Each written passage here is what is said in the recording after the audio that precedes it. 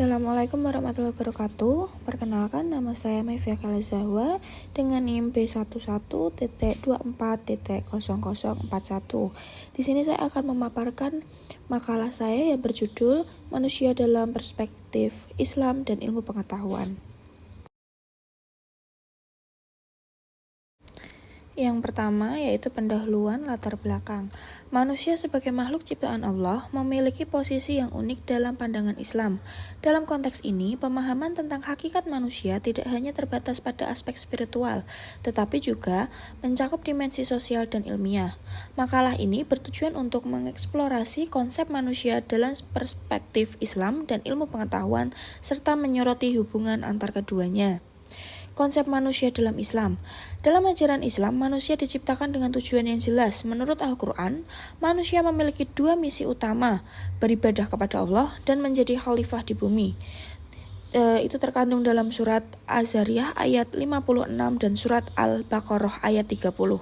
Manusia dianggap sebagai makhluk terbaik yang diberikan akal yang membedakannya dari makhluk lain, seperti dalam surat At-Tin ayat 4. Konsep ini menunjukkan bahwa manusia memiliki tanggung jawab moral dan sosial yang besar. Yang selanjutnya adalah dimensi spiritual dan sosial. Manusia dalam Islam diakui memiliki dua dimensi, sebagai makhluk religius dan makhluk sosial. Sebagai makhluk religius, manusia diharapkan menjalankan ibadah dalam setiap aspek kehidupannya, termasuk dalam surat Ar-Rum ayat 30. Di sisi lain, sebagai makhluk sosial, manusia dituntut untuk berinteraksi dengan sesama, mempromosikan kebaikan dan mencegah kemungkaran, termasuk dalam surat Ali Imran ayat 110. Dan yang terakhir yaitu manusia dalam ilmu pengetahuan. Ilmu pengetahuan memberikan pendekatan perbedaan dalam memahami manusia. Dalam konteks ini, manusia dipelajari dari berbagai disiplin ilmu seperti biologi, psikologi, dan sosiologi. Yang selanjutnya adalah rumusan masalah. Di sini saya mengambil 3 rumusan masalah. Yang pertama yaitu apa hakikat penciptaan manusia menurut perspektif Islam. Yang kedua, bagaimana sifat-sifat manusia dalam pandangan Islam. Dan yang ketiga atau yang terakhir yaitu bagaimana integrasi antara pandangan Islam dan ilmu pengetahuan dapat memberikan pemahaman yang lebih holistik tentang manusia. Baik, kita lanjut ke bab 2 yaitu bab pembahasan. Kita mulai dari yang pertama yaitu hakikat penciptaan manusia menurut perspektif Islam. Hakikat penciptaan manusia menurut perspektif Islam mencakup beberapa aspek penting yang menunjukkan posisi dan tujuan manusia di dunia. Berikut adalah penjelasan mengenai hakikat tersebut. Yang pertama yaitu manusia sebagai makhluk paling sempurna. Dalam Islam, manusia dianggap sebagai makhluk yang paling sempurna dibandingkan dengan makhluk lainnya. Hal ini dinyatakan dalam Al-Quran surat At-Tin ayat 4. Sesungguhnya kami telah menciptakan manusia dan bentuk yang sebaik-baiknya. Manusia memiliki struktur fisik yang kompleks dan lengkap, serta kemampuan akal yang membedakannya dari makhluk lain, termasuk malaikat yang diperintahkan untuk bersujud kepada Adam sebagai manusia pertama. Yang kedua, tujuan menciptakan. Manusia diciptakan dengan 2 tujuan utama. Yang pertama, manusia diciptakan dengan 2 tujuan utama, mengabdi kepada Allah. Allah menciptakan manusia untuk beribadah dan mengabdi kepadanya, sebagaimana dinyatakan dalam surat Az-Zariyah ayat 56. Dan aku tidak menciptakan jin dan manusia, melainkan supaya mereka mengabdi kepadaku.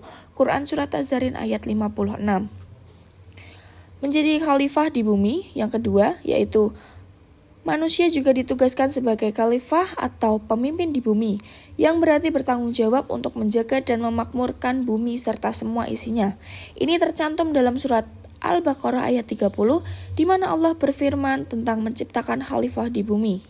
Yang ketiga, asal-usul penciptaan. Manusia dalam Islam tidak hanya dilihat dari segi fisik, tetapi juga sebagai makhluk spiritual yang memiliki tanggung jawab moral. Manusia diharapkan untuk hidup harmonis dengan sesama dan lingkungan, serta menjalankan perintah Allah dalam kehidupan sehari-hari. Yang keempat, dimensi spiritual dan sosial. Manusia dalam Islam tidak hanya dilihat dari segi fisik, tetapi juga sebagai makhluk spiritual yang memiliki tanggung jawab dan moral. Manusia diharapkan untuk hidup harmonis dengan sesama, dengan lingkungan, serta menjalankan perintah Allah dan kehidupan sehari-hari. Yang kelima dan yang terakhir, Kemampuan berpikir dan mencipta. Akal yang diberikan kepada manusia memungkinkan mereka untuk berpikir, mencipta, dan mengembangkan ilmu pengetahuan. Ini adalah salah satu aspek yang membedakan manusia dari makhluk lainnya. Kemampuan ini juga menjadi dasar bagi pengembangan budaya dan peradaban. Pembahasan yang kedua yaitu sifat-sifat manusia dalam pandangan Islam. Sifat-sifat manusia dalam pandangan Islam mencakup berbagai dimensi yang menunjukkan keunikan serta kompleksitas makhluk ini. Berikut adalah beberapa sifat utama manusia menurut perspektif Islam. Yang pertama adalah sifat spiritual dan moral. Manusia diciptakan dengan potensi untuk beriman dan bertakwa kepada Allah.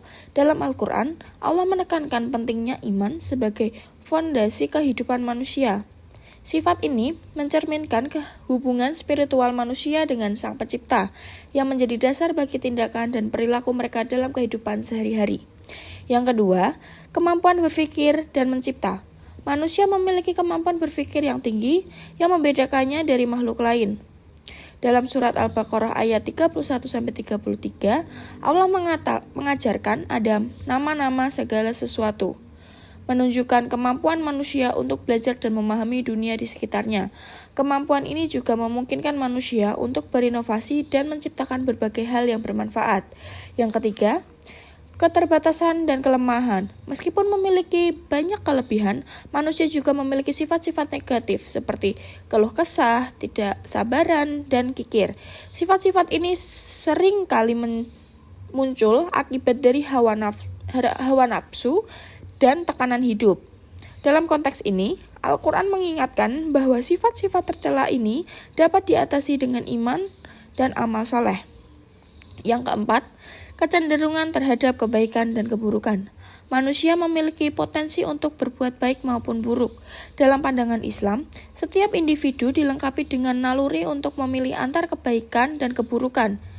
Ini menunjukkan bahwa manusia memiliki tanggung jawab moral atas pilihan-pilihannya. Yang kelima, peran sebagai khalifah.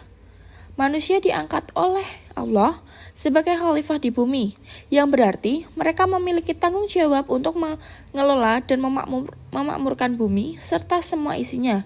Tugas ini mencakup menjaga keseimbangan alam, berbuat adil, dan menjalankan amanah yang baik. Yang keenam atau yang terakhir yaitu sifat sosial. Manusia adalah makhluk sosial yang membutuhkan interaksi dengan sesama. Sifat ini mencerminkan kebutuhan manusia untuk berkomunikasi, bekerja sama, dan membangun hubungan sosial yang harmonis. Dalam Islam, interaksi sosial harus didasari oleh nilai-nilai moral dan etika yang baik. Yang selanjutnya yaitu C. Integrasi antara pandangan Islam dan ilmu pengetahuan dapat memberikan pemahaman yang lebih holistik tentang manusia. Integrasi antara pandangan Islam dan ilmu pengetahuan dapat memberikan pemahaman yang lebih holistik tentang manusia dengan menggabungkan aspek spiritual dan ilmiah. Berikut adalah beberapa cara bagaimana integrasi ini dapat dicapai. Yang pertama yaitu pentingnya ilmu pengetahuan dalam Islam. Islam mendorong umatnya untuk mencari ilmu sebagai bagian dari ibadah. Al-Quran mengandung banyak ayat yang menekankan pentingnya pengetahuan dan pemahaman tentang alam semesta, seperti dalam surat Al-Isra ayat 36 yang menyatakan bahwa manusia harus menggunakan akal dan indera untuk memahami kebenaran. Dengan demikian, ilmu pengetahuan tidak hanya dilihat sebagai alat untuk memahami dunia fisik, tetapi juga sebagai sarana yang mendalami makna kehidupan dan hubungan manusia dengan Tuhan. Yang kedua, saling melengkapi antara sains dan agama.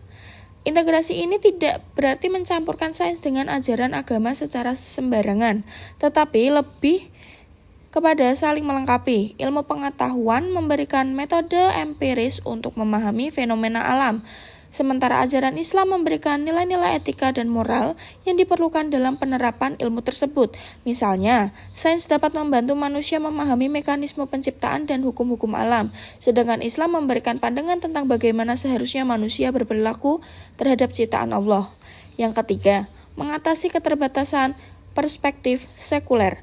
Sains modern seringkali terjebak dalam pandangan sekuler yang memisahkan aspek spiritual dari kehidupan manusia. Dengan integrasi ini, manusia dapat melihat bahwa sains dan agama tidak bertentangan, tetapi justru saling memperkuat. Pendekatan ini membantu mengembalikan makna spiritual dalam ilmu pengetahuan, sehingga memungkinkan individu untuk memahami eksistensinya sebagai makhluk yang diciptakan dan memiliki tujuan. Yang keempat, yaitu pengembangan karakter melalui pendidikan. Integrasi antara ilmu pengetahuan dan agama sangat penting dalam pendidikan. Dengan memasukkan nilai-nilai Islam ke dalam kurikulum ilmiah, generasi muda dapat dibentuk menjadi individu yang tidak hanya cerdas secara akademis, tetapi juga memiliki akhlak yang baik. Hal ini sejalan dengan tujuan pendidikan Islam untuk menciptakan manusia beriman dan bertakwa. Yang kelima atau yang terakhir yaitu mendorong penemuan ilmiah berbasis etika. Ketika ilmu pengetahuan dikelola dengan prinsip-prinsip Islam, hasil penemuan ilmiah dapat diarahkan untuk kemaslahatan umat manusia. Misalnya, penelitian di bidang kesehatan harus mempertimbangkan etika Islam dalam mengembangkan teknologi medis atau penggunaan sumber daya alam. Ini menciptakan keseimbangan antara kemajuan teknologi dan tanggung jawab moral. Selanjutnya bab ketiga atau bab penutup. Yang pertama yaitu hakikat manusia. Dalam pandangan Islam, manusia diciptakan sebagai makhluk yang paling sempurna dengan tujuan untuk beribadah kepada Allah dan menjadi khalifah di bumi. Manusia memiliki akal, fitrah, dan kebebasan berpikir yang membedakannya dari makhluk lain. Yang kedua, sifat-sifat manusia. Manusia memiliki sifat spiritual dan moral yang tinggi, kemampuan berpikir dan mencipta, serta keterbatasan yang membuat rentan terhadap kesalahan. Sifat-sifat ini mencerminkan kompleksitas manusia sebagai makhluk yang memiliki potensi untuk berbuat baik maupun buruk. Yang ketiga, integrasi antar Islam dan ilmu pengetahuan. Menggabungkan pandangan Islam dengan ilmu pengetahuan memberikan pandangan yang lebih holistik tentang manusia. Ilmu pengetahuan membantu mengungkapkan fenomena alam dan aspek biologis manusia, sementara ajaran Islam memberikan nilai-nilai etika dan moral yang penting dalam mengembangkan karakter dan perilaku manusia. Yang keempat, peran pendidikan. Peran pendidikan yang mengintegrasikan nilai-nilai Islam dengan ilmu pengetahuan sangat penting dalam membentuk generasi yang tidak hanya cerdas secara akademis tetapi juga memiliki akal yang baik. Hal ini sejalan dengan tujuan pendidikan dalam Islam untuk menciptakan individu yang beriman dan bertakwa. Yang kelima dan yang terakhir yaitu tanggung jawab moral. Manusia diharapkan untuk menjalankan tanggung jawab moralnya sebagai hamba Allah dan khalifah di bumi. Ini termasuk menjaga keseimbangan alam, berinteraksi secara positif dengan sesama, serta berusaha untuk meningkatkan kualitas hidup berdasarkan prinsip-prinsip agama. Yang terakhir yaitu harapan saya, dengan pemahaman yang mendalam tentang hakikat manusia dari perspektif Islam dan ilmu pengetahuan, diharapkan individu dapat menjalani hidup dengan lebih baik, bermakna, dan bertanggung jawab.